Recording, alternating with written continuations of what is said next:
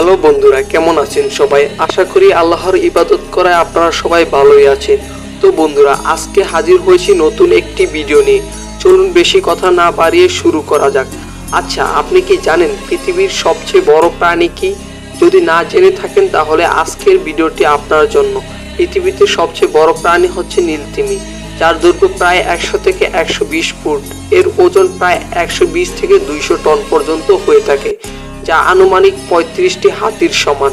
নীলতিমির জীবের ওজন একটি হাতির থেকেও বেশি। চমৎকার একটি ব্যাপার হচ্ছে হাতি এর জিহ্বার উপরে অনায়াসে দাঁড়িয়ে থাকতে পারবে।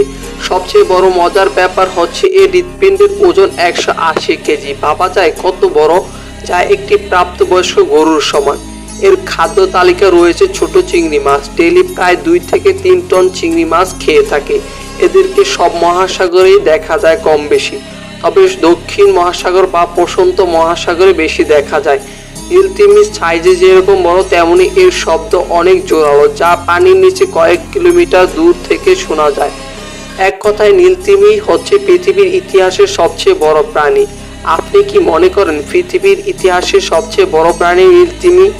আপনি যদি পৃথিবীর ইতিহাসে নীলতিমি সবচেয়ে বড় না মনে করেন থাকেন তাহলে কমেন্ট না লিখে, যদি মনে করেন পৃথিবীর ইতিহাসে নীলতিমি সবচেয়ে বড় প্রাণী না, তাহলে কমেন্টে না লিখে আপনার যথাযথ উত্তরটি লিখে যাবেন।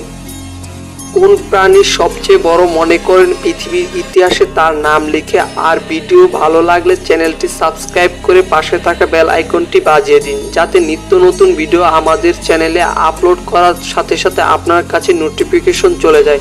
সবাই ভালো থাকবেন, সুস্থ থাকবেন। আল্লাহ হাফেজ।